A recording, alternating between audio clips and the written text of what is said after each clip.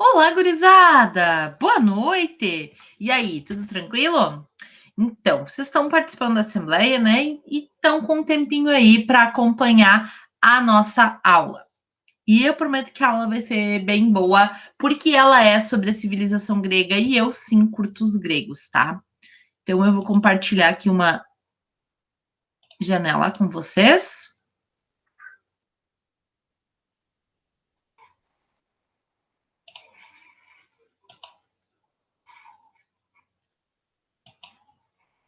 Tá. Não, peraí, que a professora fez errado, clicou o negócio errado aqui. Acontece. Nas melhores famílias, na minha também. E a minha é das melhores. Então, a civilização grega, os nossos amigos gregos.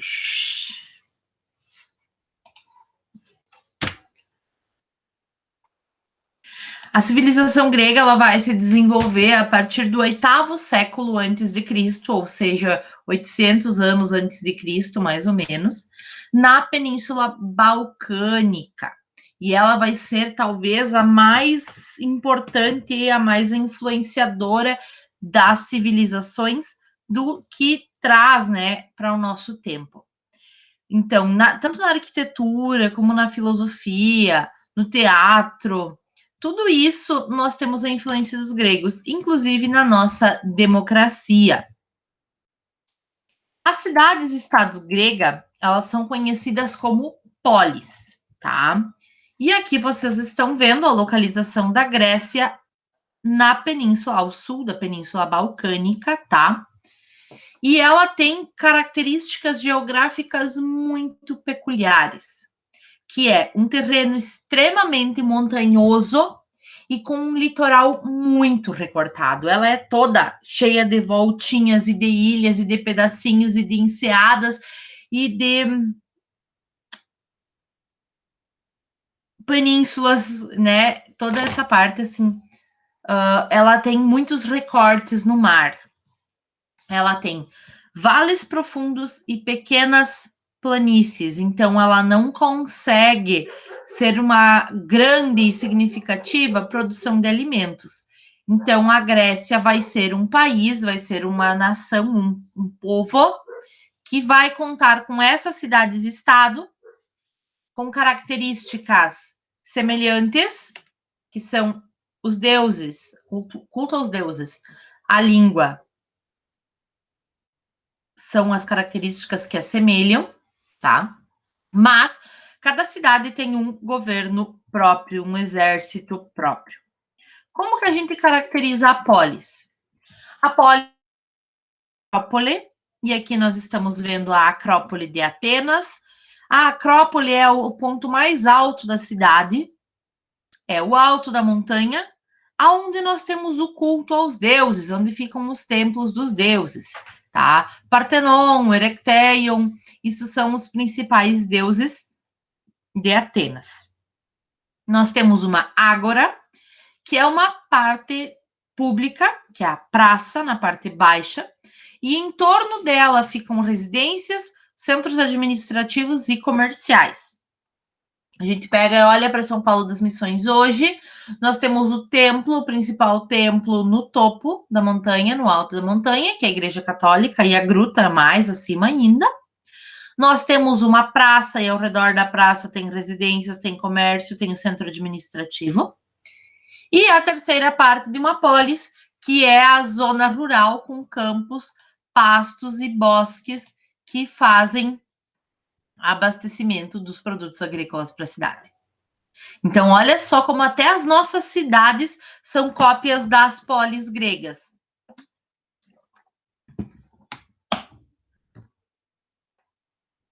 A colonização grega. Bom, como os gregos tinham muitas montanhas, muitas enseadas, muito mar, eles não conseguiam plantar alimento suficiente nas suas terras na Península Balcânica. Então, eles saem para fazer colonização de outras partes do mar Mediterrâneo e do Mar Negro, tá? Então, eles iam atrás de matérias-primas, de terras férteis e de outros povos e produtos para comercializar. Então, as metrópoles e as colônias mantinham ligações comerciais, fazendo com que a cultura helênica, que é como a gente fala dos gregos, se espalhasse por meio mundo.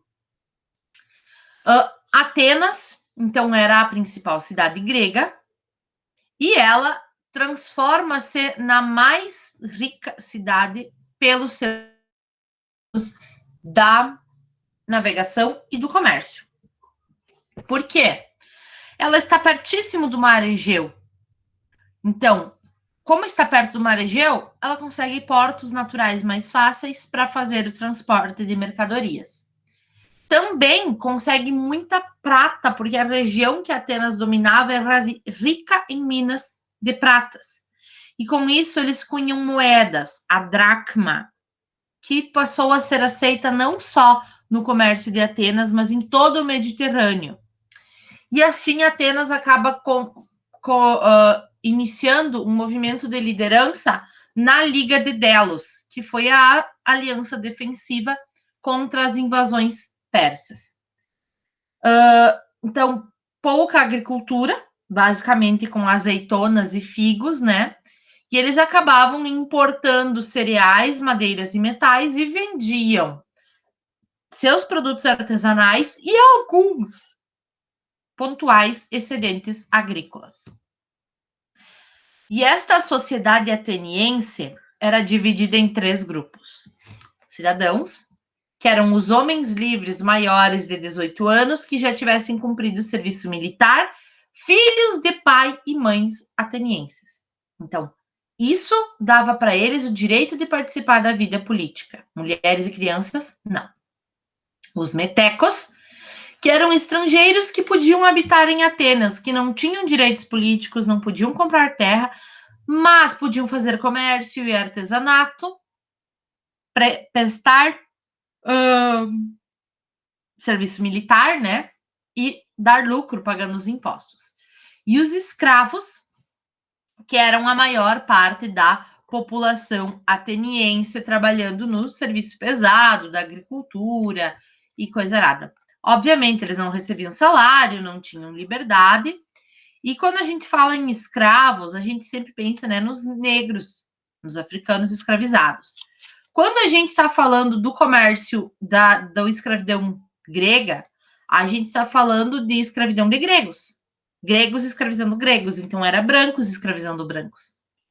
E era escravidão por dívida, era escravidão porque tua cidade, teu lugar perdeu a guerra. Então, tem tudo isso. Só que, com a diferença que lá haviam leis que proibiam os maus tratos. E aqui no Brasil, não. No Brasil, em Portugal, né? A democracia ateniense, ela funcionava como? Ela era uma democracia não como a nossa de hoje, tá?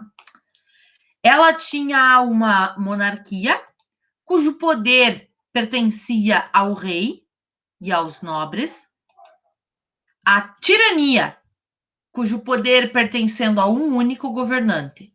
Só que o sistema da tirania não estava dando certo. Então, o Clístenes começou a fazer reformas que defendiam a igualdade entre todos os cidadãos. E o Péricles terminou essas reformas, dando origem ao que a gente chama hoje de democracia. Quais são os principais órgãos dessa democracia? A eclésia, que era uma assembleia formada por todos os cidadãos, é tipo a Câmara dos Deputados, ou a Assembleia Legislativa dos Estados, tá? Hoje nós escolhemos representantes, naquela época cada um ia lá e participava.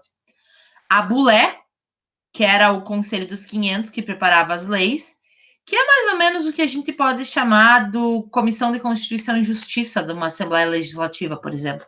Prepara as leis para ver se elas estão ok com a nossa Constituição. Os magistrados, que eram os arcontes com funções religiosas e judiciais, e os estrategos, que faziam a estratégia do exército e das finanças. o Elieu, que era o tribunal, e o Areópago, que era o tribunal maior formado por pessoas com mais experiência. Ai, não foi. Então, aqui para a gente ter uma noção de mais ou menos como era o esquema de funcionamento dessa assembleia, tá? E aqui embaixo, eu quero chamar a atenção para vocês nesse gráfico pizza que mostra a sociedade ateniense. Calcula-se que eram cerca de 110 mil escravos, 40 mil metecos, 105 mil familiares dos cidadãos, mulheres e crianças, e só 45 mil cidadãos que mandavam por todas as outras 245 mil pessoas. Então, é isso que a gente quer dizer com uma minoria. Então, obviamente, essa democracia ela tem limitações, como só os cidadãos podendo participar, a existência de escravos dentro de um governo que fala em igualdade de direitos, Atenas não respeitando as leis das outras polis quando governou a Liga de Delos, a condenação ao ostracismo e à morte. E o que é a condenação ao ostracismo? É você não poder sair da cidade, mas você também não pode ter contato com outras pessoas. Você não pode conversar com outras pessoas. As outras pessoas não podem te ajudar. É você ser invisível na sua cidade. E aí, a mitologia grega. Também é algo que a gente herdou. As histórias mitológicas. Só para vocês terem uma noção, eu tenho 2 livros que falam só da mitologia grega. Um livro tem 311 páginas e o outro tem 350 páginas. São mais de 600 páginas falando só sobre mitologia grega. Para vocês terem uma ideia, tá? De como os gregos faziam mitologia. A mitologia, ela explica a existência dos deuses e as coisas que acontecem. É a religião. Então, os 12 principais deuses do Olimpo, aqui cita 15, mas 3 não são chamados de principais, são 12. Quem já leu Percy Jackson sabe do que eu tô falando. Apolo, Ártemis, Afrodite, Atena, Hera, Dionísio, Zeus, Deméter, Poseidon, Ares, Hefesto. Eu esqueci de falar alguém. Eu falei alguém que eu não devia ter falado. Enfim, aqui estão os 15. Os 3 da segunda categoria são Hades, Hestia e Asclépio. São os de segunda categoria, vamos por assim dizer. Cada deus tem o seu campo de dominação. Então, os deuses, eles viviam no local chamado Monte Olimpo, eles eram eternamente jovens, e esse é um lugar abstrato, que fica nas nuvens, né? O Hades é o deus do mundo inferior, dos mortos, ninguém gosta dele, mas ele é útil. E os Zeus, Poseidon, são os mais poderosos de fora, de cima, né? Lá no Olimpo, o tempo é maravilhoso, eles estão sempre em festa, comendo ambrosia e tomando néctar. Ao som da lira de Apolo, com as musas cantando e os cariátides dançando. Tipo, super faz sentido a coisa toda, tá? E aí vocês sabem que com essa história dos deuses, né, tem as histórias de como surgiu o mundo. E aí, segundo a mitologia grega, o mundo surge de Urano e Gaia. Urano, o Titã, a divindade primordial do céu, Gaia é a própria Terra, o caos ao redor de tudo, e o Tártaro, que é o fim do fim, o mundo inferior, o pior do pior. Gaia e Urano tiveram uns pega e tiveram uns filhos, os titãs. Aí os titãs eram Hyperion, Crios, Cronos, Reia, tipo, tinha vários titãs. E Reia e Cronos eram um casal titãs, né? E Cronos não gostava do pai dele. Daí o Cronos contou com a ajuda dos irmãos, prendeu o pai dele, o Urano, e picou ele em pedacinhos e espalhou pelo mundo os pedacinhos do Urano. Um pedacinho muito especial, que são os testículos, caiu no mar. E da mistura do sangue dos testículos de Urano com a espuma do mar, nasceu Afrodite, a deusa do amor e da beleza. Tipo, super faz sentido, né? Do sangue das bolas nascer a deusa da beleza, mas enfim, né?